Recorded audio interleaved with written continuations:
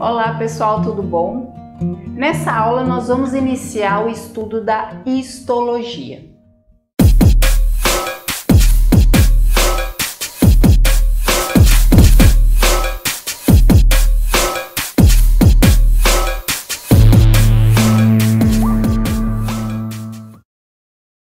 A histologia é a ciência que estuda os tecidos. Quando nos referimos a tecidos, nos referimos ao tecido orgânico, ou seja, os tecidos que constituem e compõem os nossos órgãos, os nossos sistemas, sendo assim que compõem o corpo humano. Nós sabemos que os seres vivos são constituídos por células e que nós, seres humanos, somos constituídos por trilhões de células.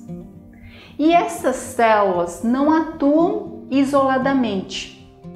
Sendo assim, por mais que as células sejam consideradas a unidade funcional básica do nosso corpo, na verdade são os tecidos os responsáveis pela manutenção da função corporal. Sendo assim, o tecido pode ser definido como um conjunto de células organizadas que desempenham um ou mais funções específicas. Sendo assim, os nossos órgãos são constituídos por um padrão de organização de tecidos que são diferentes dependendo da função a que esse órgão exerce.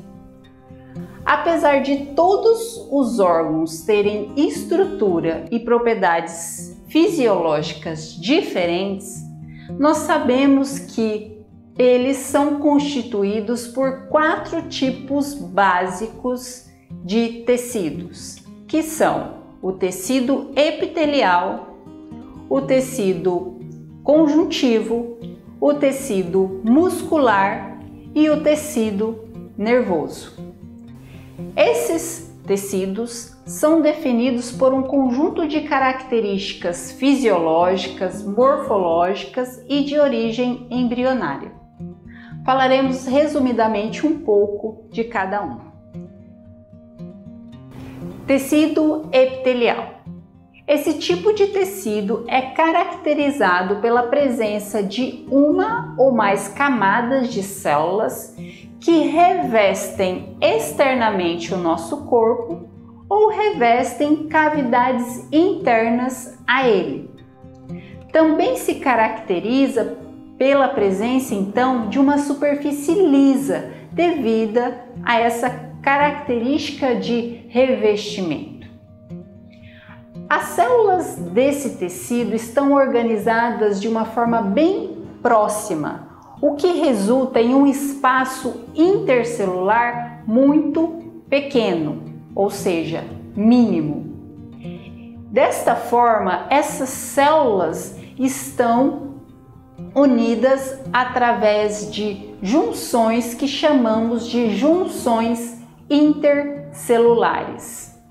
Essas junções permitem a maior adesão e comunicação entre estas células. O tecido epitelial também possui outra característica, que é a capacidade de produzir secreções. E essa propriedade é representada então pelas glândulas, no qual nós temos a presença de glândulas que podem ser caracterizadas como unicelulares, assim como glândulas caracterizadas pela presença de várias células, múltiplas células. Como exemplo de glândulas, nós temos aí a glândula sudorípara, glândula salivar, pâncreas.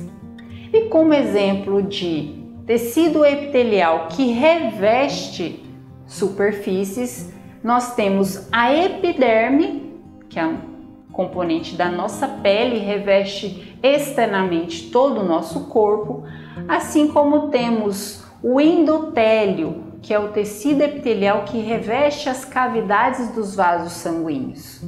e também o epitélio respiratório, que reveste todo o nosso trato respiratório, cada qual exercendo aí sua função específica. Temos então o tecido conjuntivo. Esse tecido ele é caracterizado por ser um tecido de sustentação e preenchimento do nosso corpo. Ele se caracteriza, ao contrário do tecido epitelial, por células espaçadas uma das outras, o que resulta em um amplo espaço intercelular, que é preenchido por uma matriz extracelular. A composição dessa matriz, ela varia, e a variação dessa matriz é que vai resultar em diferentes tipos de tecido conjuntivo. Temos então o tecido conjuntivo propriamente dito, que é aquele tecido relacionado principalmente às principais características de preenchimento, sustentação, juntamente com outros tecidos. Temos a subdivisão desse tecido em tecido propriamente dito frouxo ou tecido conjuntivo propriamente dito denso. E temos os tecidos conjuntivos que são especializados. Dentre o tecido conjuntivo, nós temos o tecido ósseo, as cartilagens, o sangue e o tecido adiposo. Tecido muscular. Esse tecido, sua principal característica é a propriedade de contração de suas células. E isso se deve devido à presença de proteínas contráteis que são encontradas no citoplasma dessa célula, que são a actina, ou também chamada de filamento fino, e a miosina, também chamado de filamento grosso. A organização dessas duas proteínas é que promove então a propriedade de contração. Ressalto que essas células, elas estão agregadas a feixes, o que permite uma maior eficiência desse tecido relacionado à contração. Então o feixe ele irá contrair como se fosse uma célula só, como se fosse uma única unidade funcional. Nós temos então 3 tipos de músculos, de acordo com a organização dessas proteínas contráteis. Nós temos os músculos estriados e nós temos o músculo liso. Os músculos estriados possuem esse nome devido à característica de, ao microscópio óptico, poder-se visualizar estriações no tecido, que é relacionada à organização das fibras de actina e miosina. O tecido estriado é dividido em tecido estriado esquelético, o nome já fala, está relacionado ao esqueleto e, portanto, é o músculo relacionado à nossa movimentação, pular, correr. E o músculo estriado cardíaco, que é o músculo que compõe o coração e está relacionado então com a movimentação, os batimentos cardíacos. E nós temos o músculo liso, que é o músculo que compõe a estrutura das nossas vísceras.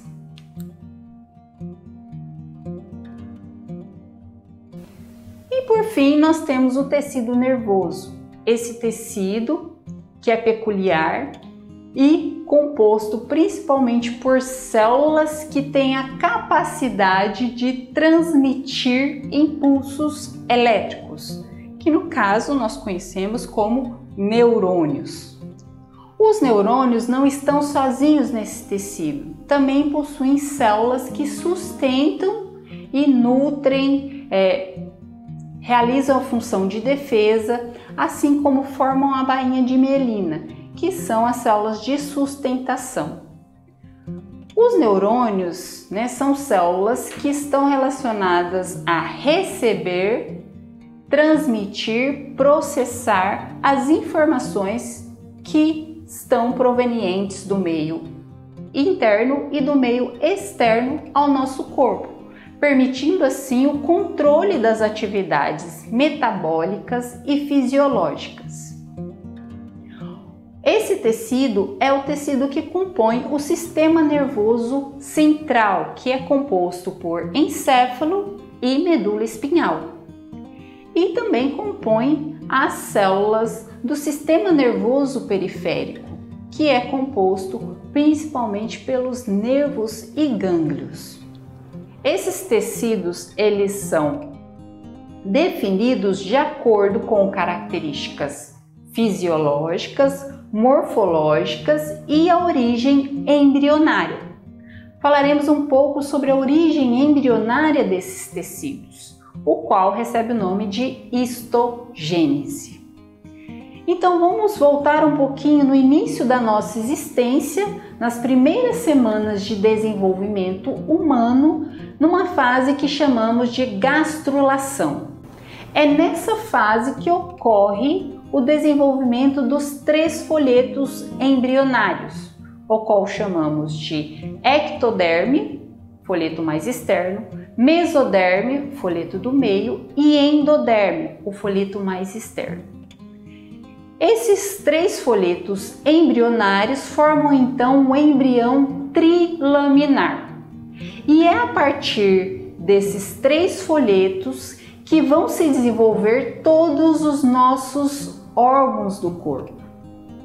Sendo assim, a partir do ectoderma vai se desenvolver então a epiderme, esmalte dos nossos dentes, a orelha interna, a adenohipófise, nossa mucosa oral e também o nosso sistema nervoso central e periférico. A partir da mesoderme já irá originar todo o tecido conjuntivo, assim como os músculos estriados, músculo liso, nosso coração, vasos sanguíneos e linfáticos, baço, sistema geniturinário e o córtex da suprarrenal. A partir da endoderme irá originar estruturas relacionadas ao sistema digestório, como o canal alimentar, as glândulas do sistema digestório, como o pâncreas, fígado, vesícula biliar, assim também como estruturas do sistema respiratório, como o epitélio respiratório e também outras glândulas como tireoide, paratireoide e também as tonsilas. Espero que tenham gostado. Então, para incentivar a produção de mais vídeos, se inscrevam no canal, deem seu curtir e até breve. Muito obrigada!